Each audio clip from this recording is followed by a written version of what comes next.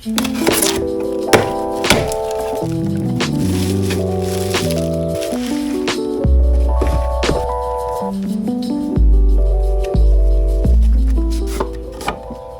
I even took the lens out of the box, I knew it was going to be heavy.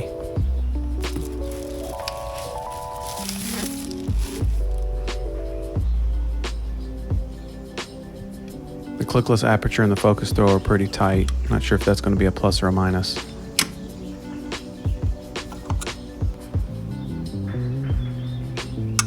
Yeah, this lens is well built, no doubt about that.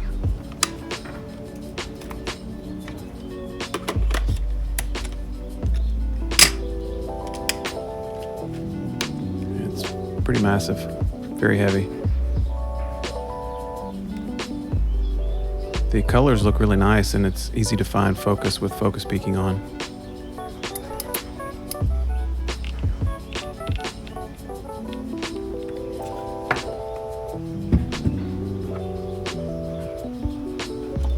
Here it is next to the 35-70 and the Pentax Takumar 55mm 35mm lens.